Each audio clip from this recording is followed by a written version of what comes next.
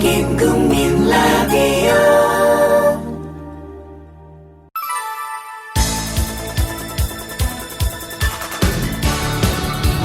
세상 억울한 이들과의 굳은 연대, 사람과 세상의 진실을 찾아가는 인권계의 수사반장, 고상만의 수사반장 시즌2. 사실은 제가 허은근 일병 사건을 93년도에 처음 알았어요. 네. 제가 전국 민주화운동 유가족협의회 그 유가협 간사를 예, 박래군 선배가 이제 사무국장하고 제가 간사할 때 그때 박래군 선배가 저한테 한 뭉치 서류를 주면서 네가 이거 한번 분석 좀 해봐라. 사건에 대한 개요하고 뭐. 그래서 이제 딱 펴니까 그게 바로 허은근 사건이었거든요. 그래서 이제 지금부터 22년 전에 처음 허은근 사건. 그래서 저는 그때 처음 보고 아니 총을 3방이나 맞고 사람이 자살을 한다? 말이 안 된다라고 했던 건데 그 말이 안 된다는 사건들이 무려 22년째 그 후에도 그리고 아버님은 만 31년째 넘어가면서 이제 여전히 이게 있고 그리고 의문사 진상규명위원회가 이제 만들어지면 이런 터무니없는 사건들 금방금방 해결되겠지 했는데 역시나 의문사위원회는 예, 이 사건에 대해서 타살로 결론을 냈죠. 네. 그런데 국방부는 예, 자기네들끼리 또 다시 특조단을 구성해서 예, 자기네들 멋대로 또 자살로 발표. 네, 그런데 그것을 외부에서 보는 사람들은 네. 국방부에서 거짓말만 했다고 그러는데 예. 그것이 아니에요. 예. 국방부에서 3년 동안 의문사위원회에서 조사했던 것보다 예. 훨씬 더 정확하니 예. 조사를 했어요. 어떤 부분에서요? 모든 부분에서.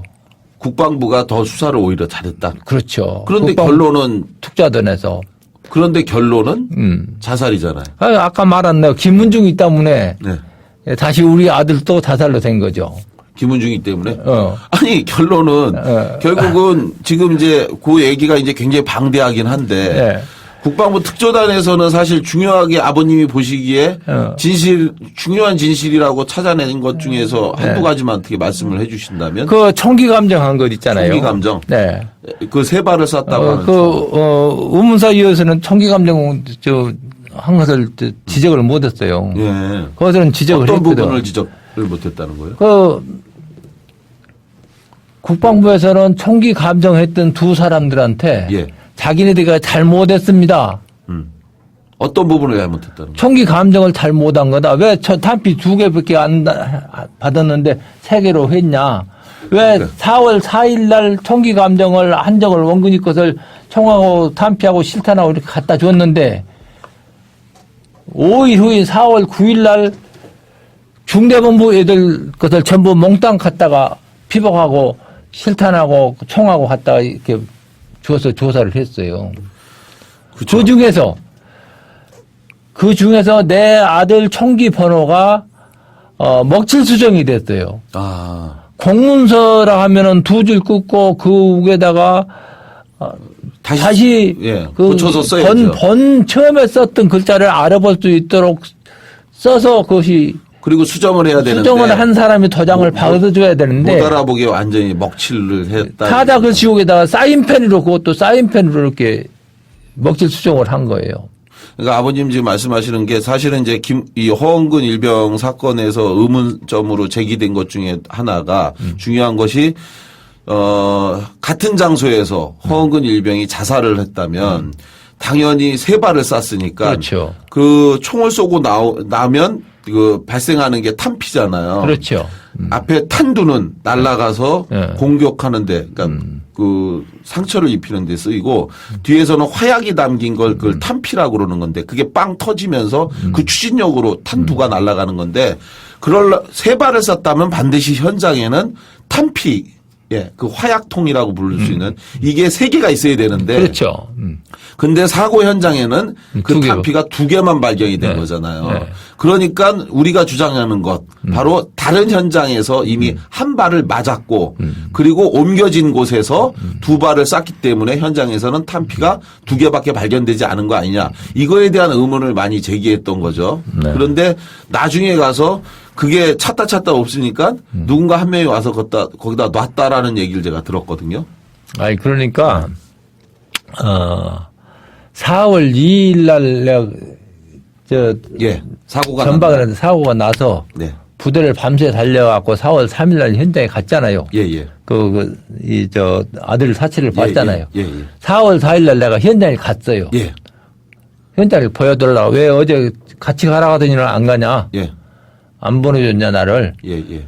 그렇게 부검을 거부를 하고 현장에 가겠다. 예. 가서 중대본부 안에서 나는 있고 헌병대장은 바깥에서 총성을 사고 장소라는 데서 총을 쏘고 해가지고 예. 총성이 들리냐 안 들리냐 하고 청취 실험을 청기 시험을 한 거예요. 예. 시험을 한 그 탄피를 갖다가 이어다 첨부를 한 거예요. 4월 4일 날 갔다가.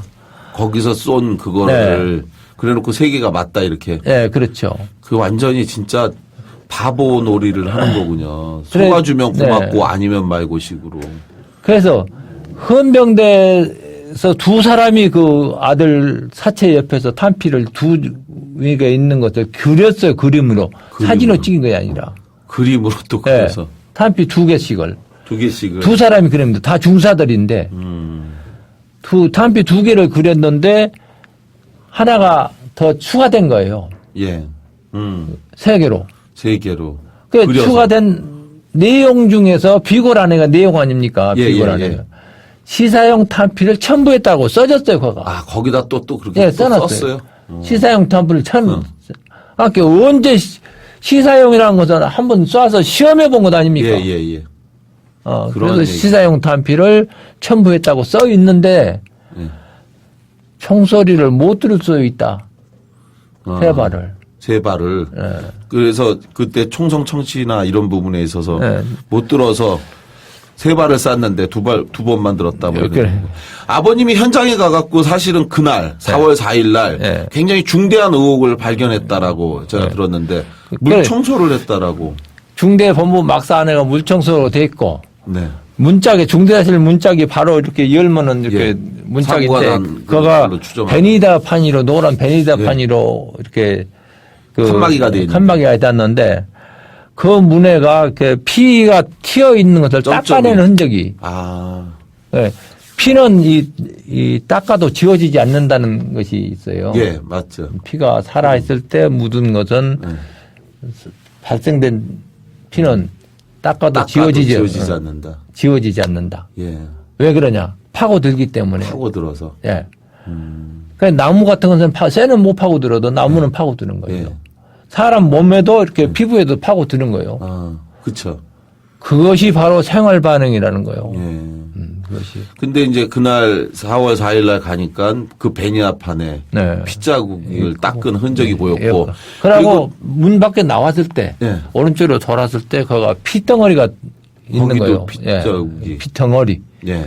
그 흙에가 떨어진 핏덩어리를 보고 헌병대장 불러서 요거 불러서 사진을 찍으라고 하셨던 거예요. 아니 조사해라. 요거. 이거 조사해라. 예. 그래서 확인을 하기 위해서 그 사병들 시켜서 사비로 떠서 봉투에 담았어요. 예.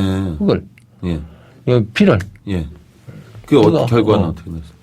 그것이 이 결과를 지가 조사를 해야 될 거 아닙니까? 88년도에 자료를 처음 받았다 했죠. 예. 88년도에는 그거는 말이 하나도 없어요. 그거에 대해서는 아예 네, 아예 없어. 조사해달라고 네. 얘기해서 자기네가 흙까지 떠서 가지고 갔는데 네. 그, 아예 안 한 거. 네. 내가 그때 사진기가 있다면 지금은 모르지. 지금 같으면 사진기로 찍어야 되는데 핸드폰이라도 찍어야 되는데 그때는 그럼 없어. 그 사람들은 아예 그런 기록 자체가 존재하지 않는다라고 지금 그렇게 주장하게 기억력이 없다는 거죠. 헌병대장이라는 완전히 놈이 말도 안 되는. 기억력이 없다. 정말 그것도 또 지금 생각해 보면 이거 아주 그냥 그 우라통이 터지시겠네요. 우라통이 그런 일이 터질 것도 없어요. 하도 그런 일이 많으니까. 우라통도 안 터지고 내가 지금까지 버티고 있는 것은 예. 더 이상 예. 다른 사람 새끼라도 군대 가서 우리 아들만으로 죽는 일이 없어야. 그렇죠.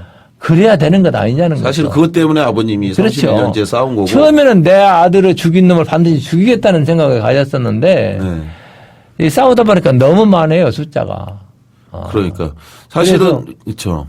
아버님이 31년 동안 싸우면서 이른바 이제 아버지의 전쟁을 하시는 건데 아버지가 싸우는 모습을 옆에서 지켜보면 정말로 제가 이제 국회에서 글 이제 한 2년 몇 개월 있으면서 사실은 출근할 때마다 제가 이제 보통 7시에서 8시 사이에 이제 출근을 많이 했는데 근데 그때마다 아버님 정말 그 추운 겨울에도 그 국회 출입구 정문 앞에서 목에 피켓을 달고 검시관법 제정이라든지 또 과거사위원회 그 출범 문제와 관련해서 법 제정 관련해서 하여간 끊임없이 싸우시고 가장 지독하게 정말 그래서 제가 어떻게 차마 인사라도 좀 드리고 싶은데 나중에 너무 죄송해서 인사도 못 드리겠고 마음만 가서 아픈데 거기에는 사실은 아들의 이제 제가 봐도 그런 것 같아요. 사람들이 처음에 기도를 이제 뭐 종교를 갖게 되면 처음에는 자기를 위한 기도를 많이 한다고 하더라고요. 그런데 점점 신앙심이 깊어지고 또 넓어지면 자꾸 이제 자기를 위한 기도보다는 그 타인을 위한 기도가 더 많아지고 뭐 그런 시간이 더 길어진다고 하는데 아버님도 정말 그렇게 하시는 거라는 걸 제가 느껴요. 단지 내 아들 허원근에 대한 죽음뿐만 아니라 이런 억울한 죽음이 있지 않기 위해서는 우리나라에 반드시 제정해야 될 법이 있다. 그게 이제 검시관법이라고 해서 그 문제와 관련해서 제정하기 위해서 굉장히 노력하셨는데 그거 한번 좀 말씀 좀 해주세요. 검시관법 아버님 하여간 저만 만나면 검시관법 얘기를 많이 하셨는데 오늘 많은 분들한테 좀 검시관법이 뭔지 왜 필요한지 좀 말씀 좀 해주시면 좋겠습니다. 그렇습니다. 사람은 죽으면은 반드시 나는 무엇 때문에 죽습니다라고 써놓고 죽는답니다. 네. 유서가 아니라 몸으로. 네, 몸으로. 네. 그래서 그것을 내용을 알려면 법의학을 공부를 해야 하는데 네. 대한민국 법의학자들이 그것을 많이 배웠을 거 아닙니까? 예. 많이 배웠는데 실질적으로 제도가 잘못돼서 예. 이 사람들이 제도가 잘못돼 가지고 국방부나 검찰 쪽 하수인 노릇을 하고 있어. 그렇죠. 그래서 타살된 것도 자살로 처리하면 믿을 수가 없어요. 네.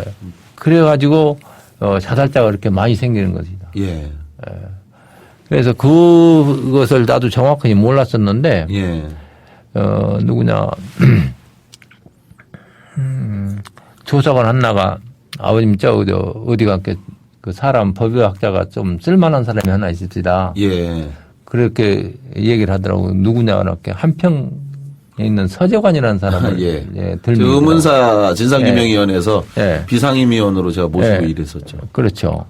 그래서 그 사람을 한번 만나 주십시오 하더라고. 예. 그래서 갔습니다. 그 서울과 있다고 한평으로 갔는데 참 도와주십시오 그러니까 이런저런 거절을 하더라고. 아, 그분이요? 네. 거절을 해서. 그분이 웬만하면 거절 안 하는 분으로 유명한데. 아니, 이렇게 내가 도와달라니까. 예. 그래, 내가 도와달라는 것은 네. 이 30년, 40년 된 사진 갖고 이거 자살, 타살 구분해 주란 말은 당신한테 안 할란다. 예. 그러나 대한민국 법의학자가 왜 이 모양 옆거리냐? 예. 라고 되들었어요. 예. 내가. 그러니까 누가 밥 먹이는데 누구 편을 들겠다는 거예요. 아, 그분이 또 그렇게. 네. 그렇게 말하고. 원색적으로 또 표현하다. 네. 누가 밥 먹여주는데 누구 편을 들겠느냐는 거예요. 그렇죠. 경찰이나 국방부에서 밥 먹여주지 당신들이 밥 먹여줬냐. 그분은 왜 이렇게 또 세게 얘기하지 또. 네. 예. 그래서 검시관을 제도를 바꾸자. 예. 평양에 있는 검시관이지만은 평양가 국가 돈을 먹고 있는 사람들이지만은 예. 국민의 세금인 줄은 그 사람들도 알 텐데 예. 이 국방부나 그 사람들이 늘 떡고물 주는 그것만 먹고 있는 거예요. 예. 그래서 제도를 바꾸자. 예. 그 어떻게 바꿔야 된다고 보시나요? 검시관 제도. 검시관 제도요? 예. 그 사람들도 그 책임을 질 수 있도록까지. 국가 공무원으로 해서 그 단위를 만들자 그러지. 검시관. 검시관을. 네, 그래서 독립을 시키자고 하는 게 이제 아버님이 말씀하시는 그거죠. 그러니까 경찰이나 검찰이나 국방부로부터 귀속돼서 하는 게 아니라 이분들이 망자의 독립적으로 편에 서서.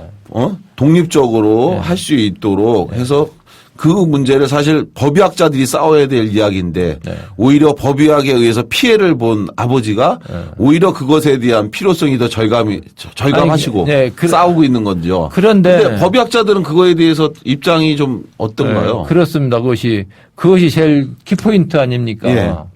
키포인트인데 법의학을 내가 한 대여섯 권을 읽어봤어요. 여러 사람 그걸 쓴 것을. 무원록부터 해서 쭉 읽어봤는데 그것을 판독하다시피 이제 했거든요. 했는데 다 책마다 제도를 개선해야 된다는 거예요. 제도. 아, 책마다. 현재 제도가. 잘못된 거다. 제도를 개선해야 된다. 어떻게 바꾸요? 아까 말씀하신 거 다 독립적으로. 독립적으로 뭔가에. 망자의 되도록까지. 망자의 입이 되도록. 죽은 사람. 그래서 이것이 우리 한 370년 이전에 무원록이 만들어질 때 조선시대 때 이제 살인사건이나 이런 것들에 대해서 그런 것을 있으면은 조사한 결과를 이제 쓴 책이잖아요. 이게. 한 사람이 그때는 이제 그 검시관 제도를 어떻게 했냐면 한 사람 우리 군에서 사고가 나면 우리 군에서 1차 나가서 조사를 하고 2차적으로 타 군에서 이렇게 부르고 3차선에서 의견이 있으면은 도같이 그 부에서 나와서 이렇게 조사를 해서 이 죽은 사람이 원한을 갖지 않도록. 죽은 사람, 그래서 무원록이라는 책을 써서 한과 원이 없도록. 무원. 그래서 죽은 사람이 한이 남지 않도록까지 만들어 주는 것이 법의학자들이 할 일인데 지금은 좀 귀찮은 사람들. 예를 들어서 길거리가 사람이 하나 죽어 있다. 그러면 이거 누가 죽였는지 어떻게 됐는지 조사를 하려면은 담당 조사관들이 경찰이나 이런 사람들은 잠 못 자고 한 달이고 두 달이고 고생할 거 아닙니까? 그래서 그냥 슬쩍슬쩍 넘기는 이러한 행위를 하고 있기 때문에 또 군대에서는 그 안위로 만들고 아까쯤에 내가 말한 김은중이 때문에 우리 아들이 자살로 됐다는 말 내가 하셨죠. 조금 했죠. 그 내용이 어떻게 되냐면은 국방부에서 조사를 잘 했습니다. 아까쯤에 했지만 허원근 일병 사건에 대해서 조사를 잘 했는데 하다 보니까 전부 타살이거든. 타살로 나와. 그러니까 이 문서를 버렸어요. 버리고 김은중이 때 언론을 잠재운 것이 법의학자다. 그래서 법의학자들 모여놓고 원근 있고 또 그렇게 해서 잠재우자. 지금 기록을 저는 이제 이 방송을 듣는 분이 약간 좀 혼동을 느낄 것 같아요. 국방부가 조사를 잘했다라고 아버님이 자꾸 말씀을 하시면. 아니, 그럼 내가 뭐를 더 하면 더한 다음에 반론을 제기했어요. 아니 그게 아니라 국방부가 조사를 했는데 그 결과를 지금 버렸다고 말씀하신 거잖아요. 그렇죠. 그럼 최종적으로 발표한 내용은 그 내용이 아니라는 건가요? 그렇죠. 그러니까 그 부분을 정리를 해야 되는 거예요. 그러니까 국방부가 조사를 잘했는데 결론만 바꾼 게 아니라 국방부가 조사한 원래의 결론이 아닌 나중에 그 다른 조사 결과를 발표했다는 거죠. 지금 그렇죠. 말씀하시는 게. 근데 그게 공개되지 않은 그 자료를 보셨다는 거예요. 그렇죠. 아버님은? 봤죠. 그걸 어떻게 보셨어요? 그 압수에 왔죠. 압수해서? 의문사위원회가? 그렇죠. 의문사위원회가 그 압수가 아니라 그 의문사위원회가 타살 결론 내니까 그리고 나서 국방부 특조단이 만들어서 거기서 조사를 했고 그리고 다시 의문사위원회가 다시 그걸 받아서 자살로 결론 내린 걸 갖고 와서 두 번째 조사를 할 때 국방부에다가 당신네들 조사한 것도 갖고 우리한테 내달라. 우리도 당신네들한테 다 줬지 않냐.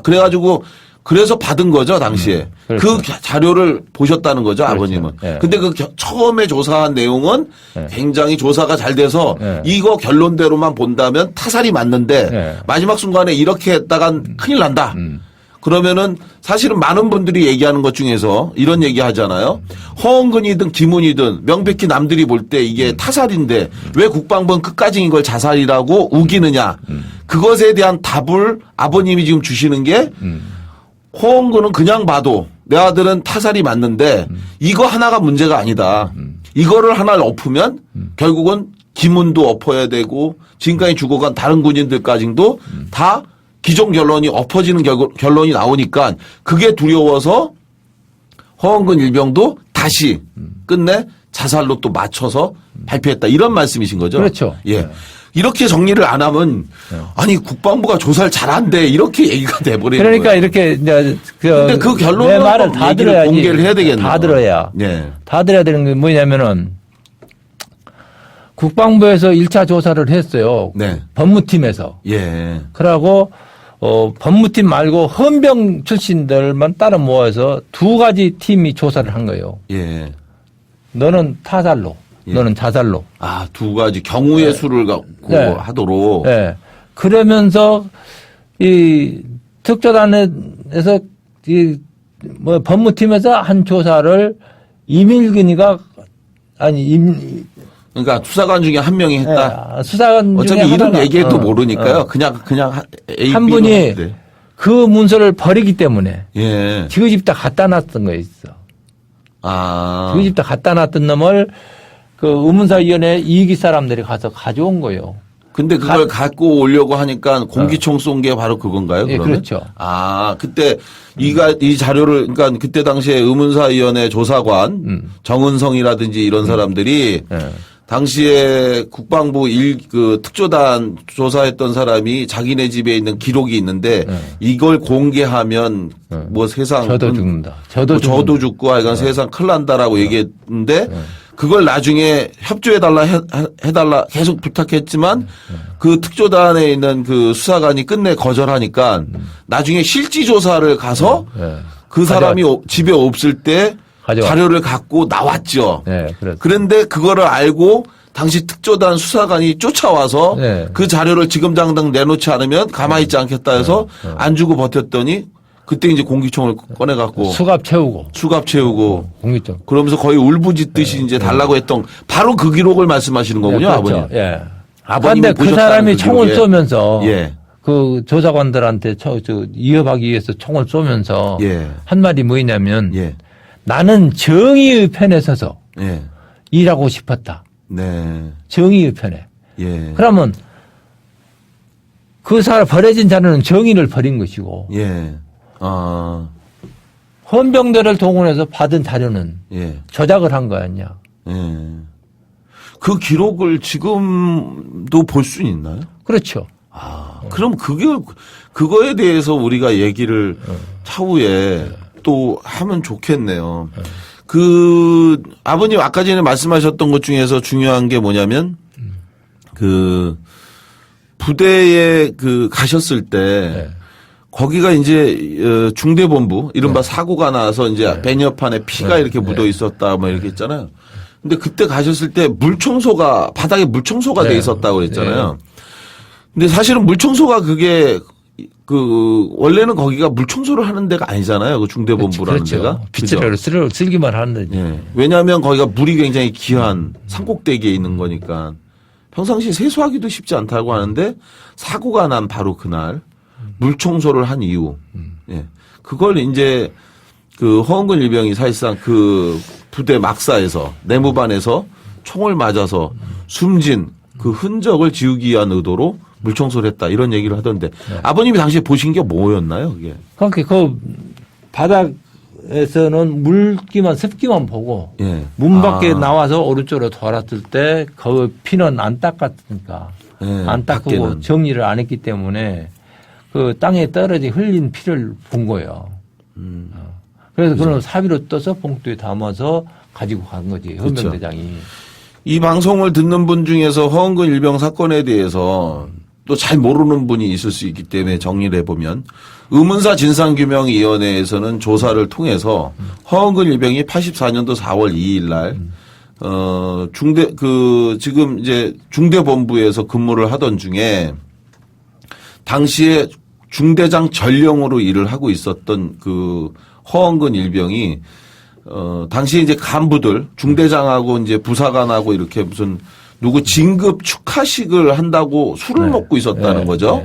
근데 그렇게 술을 먹고 있던 중에 그 간부들끼리 다툼이 일어나서 말싸움과 언쟁을 했죠.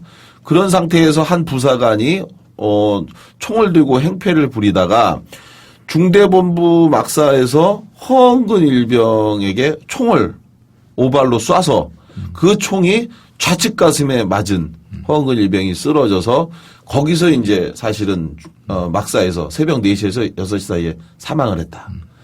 그런데 이것을 조작하기 위해서 이후에 사망한 중대본부 막사에서 폐유류고 쪽으로 옮긴 후에 다음날 거기서 추가로 2발을 쏴서 그래서 거기서 자살한 것처럼 위장을 했고 그리고 현장에서 발견된 것은 탄피 2개가 있었기 때문에 총성도 2번 들었고 탄피도 2개만 발견됐고 그런데 몸에는 3발이 있기 때문에 그것은 다른 데서 맞았다. 근데 아버님이 바로 4월 2일 날 사고가 나고 이틀 후에 4월 4일 날 중대본부를 갔을 때 거기서 베니어판에 피가 묻어 있는 것을 확인하셨고 그리고 땅바닥에 2점의 피자국이 떨어져 있는 걸 보고 헌병대에게 수사를 해달라고 요청을 했는데 그것에 대한 답변은 받지 못했고 이례적으로 물청소를 하지 않는 중대본부에서 물청소를 하는 흔적 등이 있어서 이런 것들이 바로 자살의 그 김은중 허은근 일병이 타살이 됐음에도 자살로 조작된 그러한 의심의 이제 시작으로 이제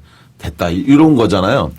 근데 이제 그런 부분과 관련해서 당시에 이 사건을 적극적으로 조작하는 데 있어서 역할을 한 걸로 보이는 중대장 당시에 이 그러니까 국방부는 얘기하기를 허은근 일병은 자살을 했고 자살한 이유는 당시 중대장이 포악한 성격이었기 때문에 그 중대장의 괴롭힘에 못 이겨 허은근 일병이 좌절해서 스스로 목숨을 끊은 사건이다 이렇게 얘기를 했는데 그 중대장을 만나신 적이 있다고. 네, 두세 차례 만났어요. 아, 두세 번 만나신 거예요? 네.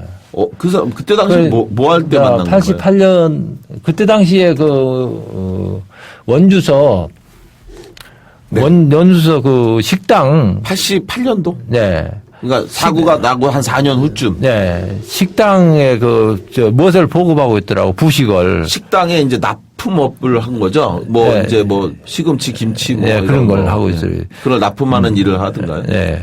그런데. 그런다면서 울면서. 네, 아버님을 만나서. 아버님 뭐라고 그러셨어요? 그 사람 만나갖고. 사실대로 얘기해달라. 그러니까. 만나자고 하니까 순순히 만나던가요? 내가 찾아갔죠. 그러니까 찾아가도 안 만나주잖아요. 네, 만나주던가요? 네, 당시 그 사람 몇 살이었어요? 당시 낯살은 별 차이 없는 것 같아. 우리 아들보다 한 2~30살 더 먹은 것 같은데. 대의로. 그러고 광주 사람이에요. 풍양동 네, 사람인데. 그래서 네. 만났더니 뭐라고 하던가요? 사실대로 얘기했어요. 아버님, 나도 피해자입니다라고 얘기를 하더라고. 피해자입니다. 그게 무슨 의미일까요, 그게? 그건 나도 모르죠.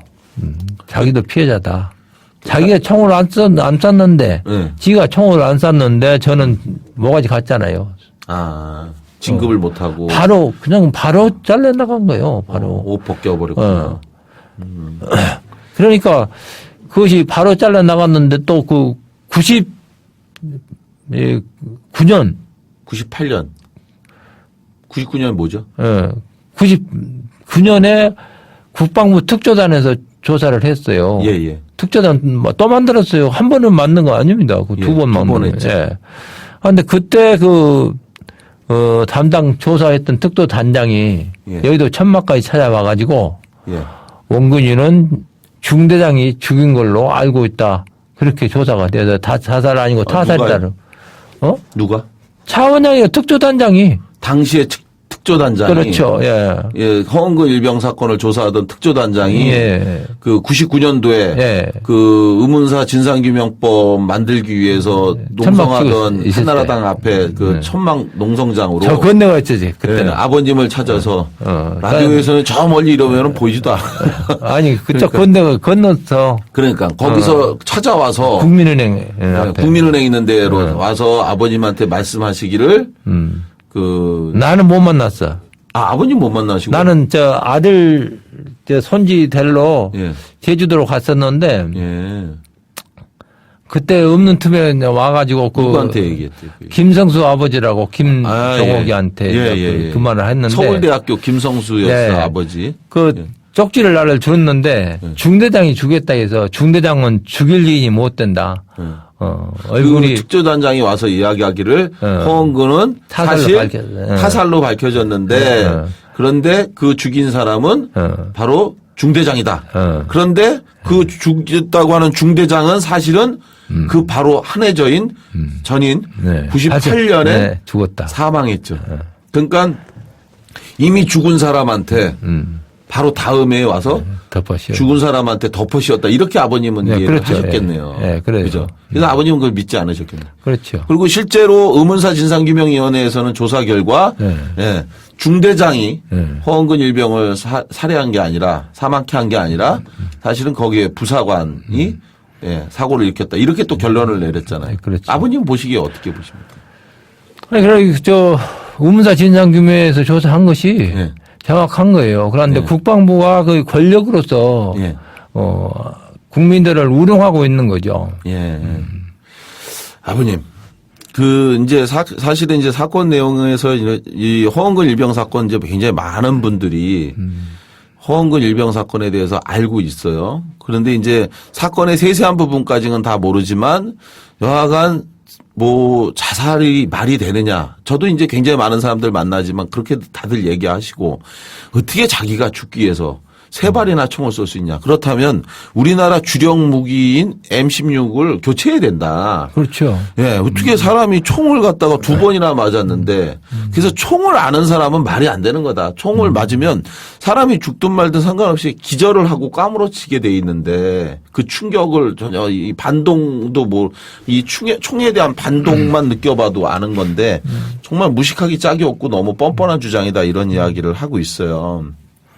근데 그런 사건에 대해서 결국은 국방부는 끝끝내 자신들의 잘못된 결론에 대해서 포기하지 않고 힘으로 자살을 밀어붙이고 있고 그래서 아버님이 선택한 게 결국은 민사소송을 통해서 이 사건에 대해서 진실을 찾자. 그래서 의문사 진상규명위원회가 최종적으로 타살로 결론을 내고 난 다음에 그것을 국가에서 다시 한번 확인받기 위해서 민사소송을 내셨어요.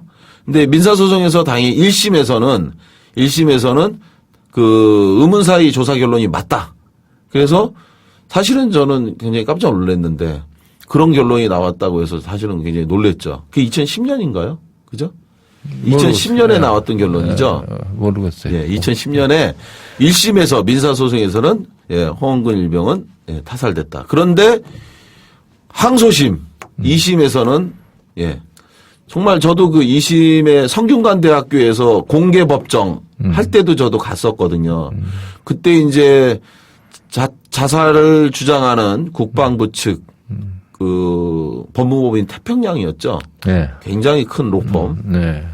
김앤장과 그 다음에 이어서 예, 태평양이었고 두 번째 그리고 이제 이쪽에서 우리 정원 변호사가 나가서 열심히 있을 때 저는 정말 저렇게까지 얘기하는데 저걸 어떻게 없겠냐 저는 이렇게 생각했어요. 재판부가. 왜냐하면 1심 재판부가 내렸던 결론이 뭐냐면 피는 땅에 스며들 수 있어도 뇌조직은 땅에 스며들 수가 없는데 그러한 것들이 현장에 없다고 한다면 사건 현장은 조작된 것이다. 즉 시신이 이동했다면 그것은 타살이다. 그죠? 자살했다면 그 자리에 그냥 있어야 되는데 그런 것들이 발견되지 않았어. 그래서 저는 그 부분을 해결할 수 없다면 그러면 허은근 일병이 결코 자살로 처리될 수는 없겠다 이렇게 생각했는데 그런데 재판에 저도 갔었거든요.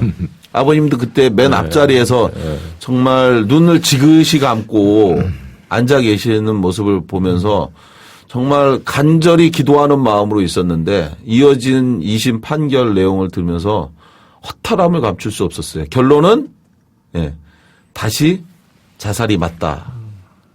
어떠셨나요? 그 앞전에 이 판결이 나오기 전에 재판장으로부터 여러 가지 이야기도 또 들었다고 제가 전해 들었었는데. 네. 한 번은 우리 변호사한테서 전화가 왔더라고요. 전화가 왔는데, 자살로 인정을 해주면, 네. 국립묘지 묻어주고. 아, 그랬어요? 돈은 주라는 대로 다 주겠다. 아, 원하는 대로 주겠다. 야. 그런데 거절했어요. 아버님이요? 그 자살로 인정을 하려면 내가 진지가 음도가 안 했으면 내가 진도 땅 반전한 사건인데. 어떻게 그런 부도덕한 얘기를 할 수 있는지 했는데 결국은 아버님이 그 거절하고 난 다음에 판결은 자살로 자살로 결론이 났고 그런데 이례적으로 예. 자살로 결론난 사건에 대해서 1호금. 위로금이라고 해갖고 3억. 3억을 또 주라고 얘기하는데 정말 너무 황당한 얘기였어요. 그때 아버님이 재판 그렇게 선고 나오고 나서 재판장한테 일어나서 뭐라고 얘기를 하셨잖아요. 그때 기억나세요? 내가 뭐 이라 한지는 모르겠지만은 그때 그 사람들한테 참 훌륭하십니다 그랬어요. 제가 그걸 옆에서 들었거든요. 네, 훌륭하다. 재판이 딱 끝나고 나서 아버님이 갑자기 벌떡 일어나시더라고요. 제가 그때 똑똑히 봤습니다. 그 판사가 움찔하는 걸. 자기가 그렇게 내려놓은 판결을 놓고 그래놓고 아버님이 갑자기 벌떡 일어나니까 그 판사가 움찔하더라고요. 근데 그때 아버님이 옆에서 제가 들어보니까 참 훌륭하십니다라고 얘기를 하니까 판사가 움찔했다가 멍하게 이제 아버님을 바라보셨는데 그리고 이제 아버님 나오셔서 이제 기자회견을 하셨죠. 그리고 나서 마침내 대법원에서 이 사건에 대해서 아버님 다시 상고를 하셨죠. 네. 그리고 나서 이제 대법원 판결이 나오기 전날 제가 아버님한테 전화한 거 기억나시나요? 제가 아버지한테 전화를 드렸었어요. 판결 나오기 전날. 아버님 내일 대법원 판결이시죠? 그랬더니 네가 그거 어떻게 아냐 그러셨잖아요, 저한테. 그래서 제가 다 알고 있죠라고 했는데 사실은 제가 굉장히 약은 마음으로 전화를 한 거거든요. 이 나라에서 제대로 판결 나올 것 같다고 생각이 안 됐어요. 그래서 판결 나온 다음에 아버님한테 전화 드려서 말씀드리기가 자신이 없더라고요. 그래서 여하간 지금이라도 전화 미리 해놓으면 차라리 낫겠다 해서 했는데 결국은 다음 날 정말 우려했던 판결이 나왔죠. 근데 더 놀라운 건 나도 모르겠다. 그런데 위로금 3억 원은 드려라. 어떠셨어요? 그 시대 심정. 글쎄, 그 1호금 3억을 내가 바꿨는가? 아버님이 그거 안 받겠다는 이야기를 하신 걸 제가 들었습니다. 네. 재심 청구해놨어. 네. 제가 이번에 들었는데 아버님이 그 3억에 대해서 내가 돈이 없어서 이 재판을 한 게 아니라 내 아들의 진실을 찾기 위한 방법으로 이거를 선택한 거다. 그래서 난 돈 필요 없다라고 말씀하시는 거 한겨레 20이라고 인터뷰하신 내용도 봤는데 근데 그 사건에 대해서 재심을 청구하셨다고 얘기를 들었어요. 재심 청구해. 그러니까 돈 수령 대신 재심 청구했는데 그 재심 청구하는 게 그냥 하는 게 아니더라고요. 저 사람들 임직대가 또 어마어마하시던데. 많이 들더라고. 588만 원인가? 그거를 내시고 하셨는데 왜 하신 거예요? 진실을 밝혀달라고. 진실을 내 아들 사진 한 장 딱 붙여가지고, 예. 이러이러한데 이것이 자살이다. 예. 말이 안 되는 것 아니냐. 예. 이것에 대해서 설명해달라 그랬어. 설명해달라고 이 사진 한 장. 대법원에다가 재심을 청구했는데. 그렇지. 그게 받아들여지더라. 그러니까 변호사들이 사실은 반대했다며요. 못한다고 하더라고. 못한다고. 근데 아버님은 하겠다 그랬고. 나는 억울해서 그거 안 할 수가 없다. 근데 그 억울하다라는 말을 하기 위해서 들어간 돈은 또 588만 원인데. 그렇죠. 3억 원의 돈을 받지 않는 대신 아버지 돈 588만 원을 또 내면서까지 그렇게 싸우시는 건 그렇죠. 정말 쉬운 일이 아닌 거죠. 제가 아버님하고 대법원 판결 나고 나서 며칠 지나서 제가 또 전화를 한번 드렸잖아요. 그때쯤에 아버님 얼마나 상심하실까. 30년을 넘게 싸웠는데 아버님 말씀 중에 기억나는 게 이거였어요. 싸워서 돌고 돌아 제자리네라는 말씀을 하셨었어요, 저한테. 30년을 싸웠는데 다시 30년 전으로 돌아갔고 31년 전으로 돌아갔다. 그래서 그 아버님 앞으로 어떻게 하실 거냐 그랬더니 그때 하신 말씀이 이거였어요. 저한테 전화 받았을 때 나 지금 배추밭에서 배추 200포기를 지금 심고 있고 그 200포기를 다 심고 나면 다시 서울에 올라와서 또 싸우실 거다 이런 말씀하시더라고요. 정말 가슴이 아팠는데 아버님 제가 이런 질문 한번 드려보고 싶어요. 지금 만약에 아버님에게 31년 만에 아들을 24시간만 허은근 일병 그 아들을 만날 수 있게 하늘이 허락해 준다면 제일 먼저 뭐 하고 싶으세요?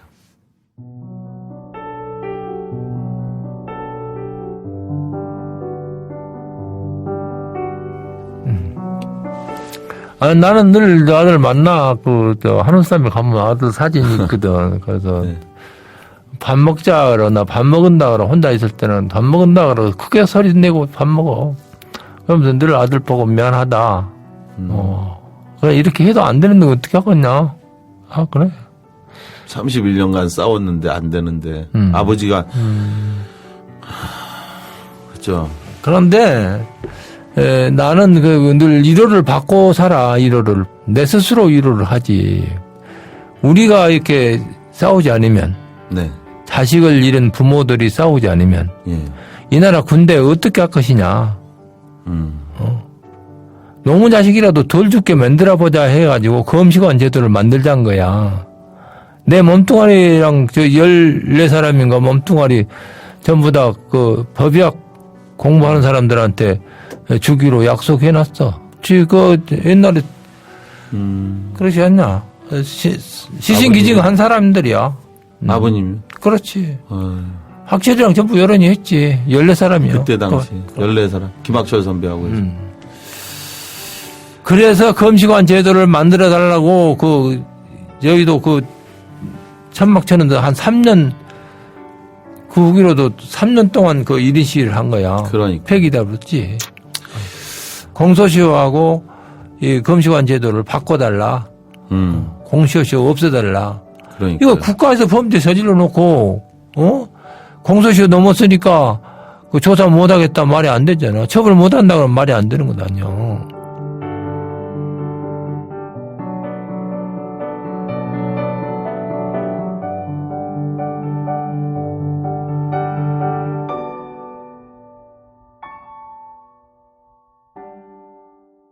자, 마지막으로 오늘 이 방송 듣는 분들에게 아버님이 꼭 당부하고 싶은 말씀 있으시다면 한 말씀 마지막으로 해 주시죠. 내가 국민들한테 뭐 할 말이 있어. 아무 말도 없고, 할 말이 없고. 국민들한테는 죄송하다는 말밖에. 뭐가 할수 아버지가 없고. 왜 죄송한 게 뭐가 있어요? 아니, 검시관 제도, 공소시효 못 만들었으니까 무력한 놈이지 않아. 그거는 우리가 아버지하고 같이 해서 싸워서 만들어야 되고 20대 그렇지. 국회에선 이런 문제들에 대해서 많은 분들이 함께 해 주길 바라고 아버지 마지막으로 아들 명예회복이 된다면 당장이라도 명예회복이 된다면 그러면 그 다음에 하고 싶은 일은 뭐예요? 몰라. 그때 가봐야 알지. 그때 가봐야 알아요. 될 것 같습니까 아버님? 명예회복은 되겠지. 명예회복은 될 것 같아요. 진상규명은? 진상규명은 다 했잖아. 진상규명은 다 했어. 결론만 자살이라고 국방부에서 우긴 거지. 그렇죠. 헌병대가 조사한 것은 이거야. 정 수성이가 결론낸 것은 헌병대 조사관들을 시켜서, 사무실에서 타자로 자필 진술서를 딱 써가지고 가서, 요거 보고 이대로 하나 써주십시오. 그러고 사인펜 내밀었어. 귀찮으니까 그대로 보고 비켜준 거야. 인사계 박경서가 그 말을 했어. 예. 그럼 나머지 사인펜으로 쓴, 사술서, 진술서 이것은 전부 다 똑같은 거 아니냐. 그러니까. 이렇게 해서 그 문서를 갖다가 보관하고 있던 임기래라는 상사가 나는 정의 편에 서서 일하고 싶었다는 거예요. 그런 정의롭게 싸울 수 있는 사람들이 예, 일할 수 있는 그런 정의로운 나라가 돼야 하는데요. 오늘 아버님 모시고 이제 굉장히 많은 이야기들을 했습니다. 예, 오늘 방송에서 충분히 다 담아내지 못한 부분들에 대한 아쉬움은 또 차후에 또 다른 방식으로 저희가 이야기를 할 수 있도록 하고요.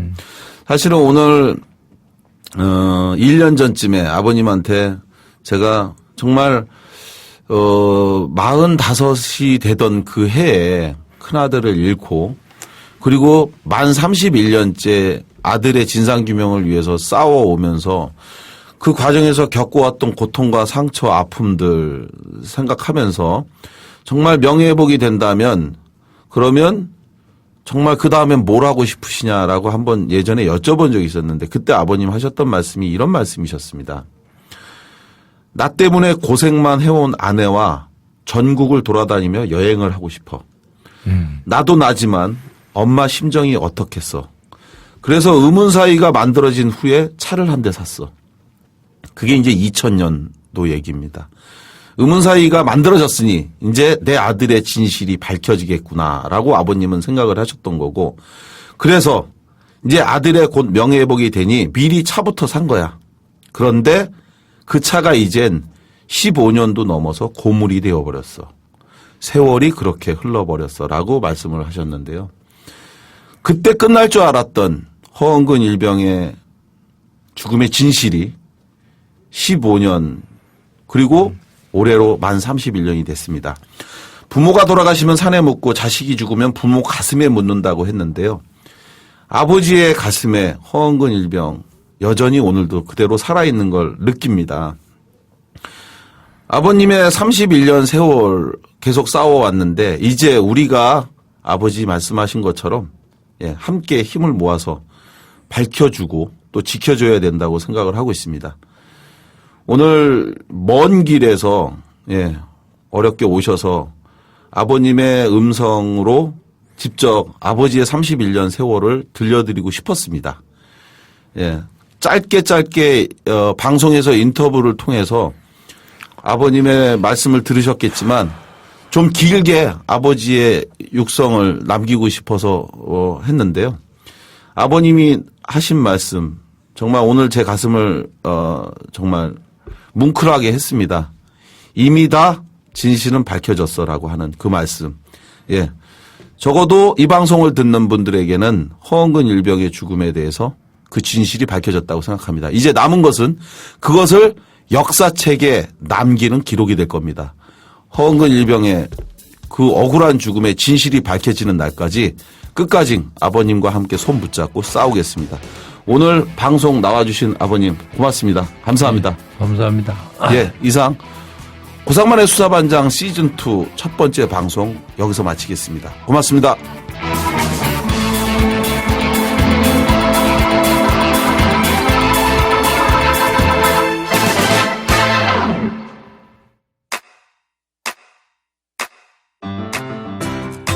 국민라디오 지지하는 4가지 방법 아시나요?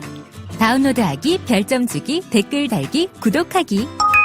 국민라디오를 보다 많은 이들에게 전할 수 있는 가장 손쉬운 방법. 다운로드하기, 별점 주기, 댓글 달기, 구독하기. 잊지 마세요. 다운로드하기, 별점 주기, 댓글 달기, 구독하기.